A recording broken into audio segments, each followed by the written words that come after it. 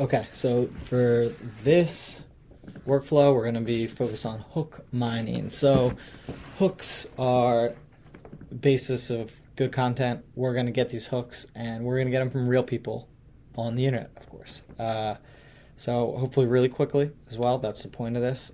So this gives you the little how, what, why. Again, I'll have this Notion document linked in the post. But yeah, how, what, why. We're going to do this. One thing I want to highlight, build an asset mode.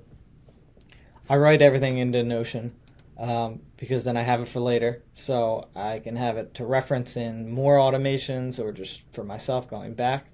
I also like to just keep it all like this is this workflow, right? Like I have everything I need in here. I link the automations that I have that I'm using for this, the pages that I'm using, so brand DNA and then this for good copy. Then I have it all in one place.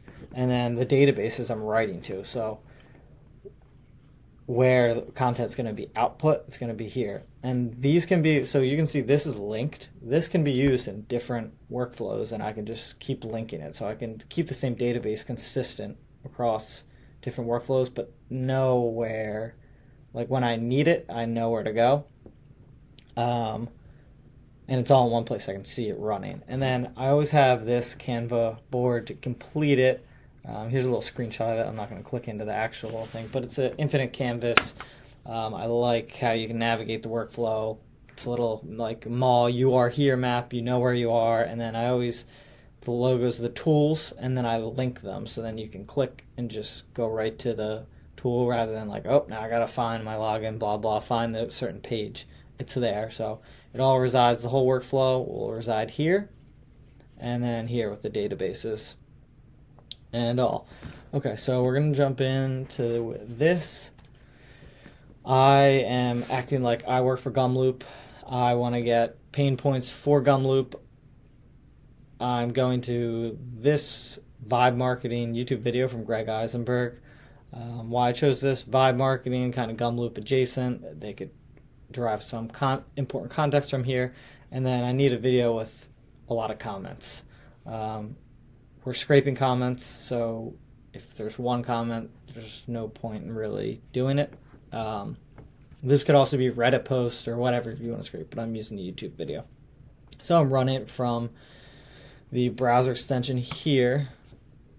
I'm just going to hit run, and then we'll go on the workflow, see what it's doing. So right here, that's the scraper working. And it's scraping pain points, the category of each pain point, and then the frequency indicator. Obviously, the more frequent, the more we probably want to target it. And then we're just joining lists here, and we're bringing it down to the LLM. All of that extracted data, and then the good copy reference that I referenced earlier. That's what I love. You just have that and pull this in. So they as context for what is good copy, what I consider good copy.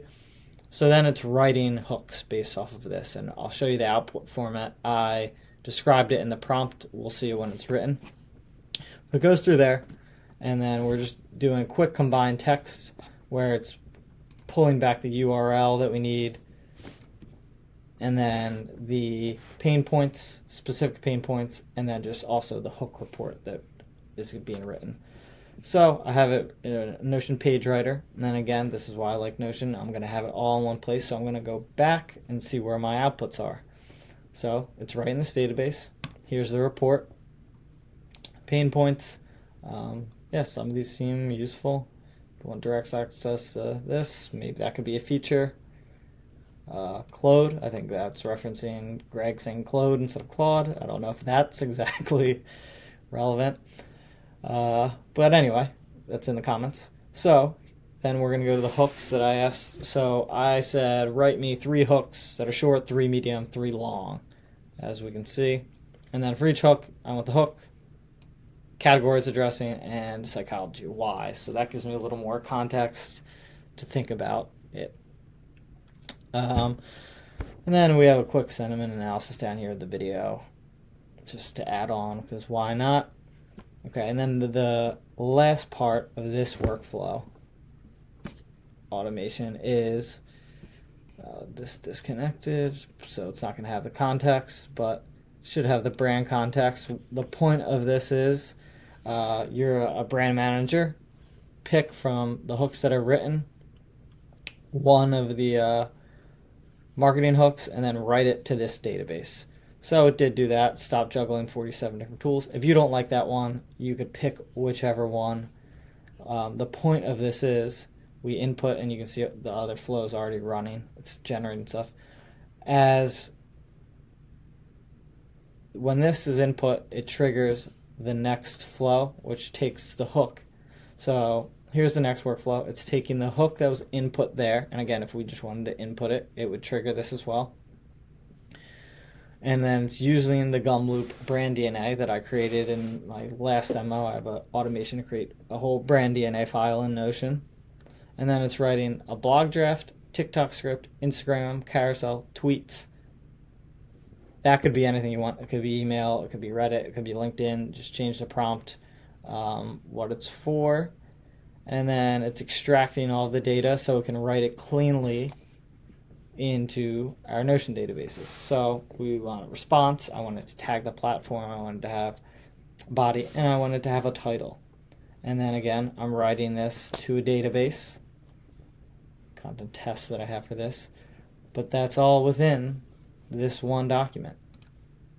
So then I have my content being written here. So let's look here at the TikTok script. So quick TikTok script, a little hard to make out that the formatting. We've still got to figure that out a bit. I think the Instagram carousel is a little better, where, yeah, that's the one I cleaned up.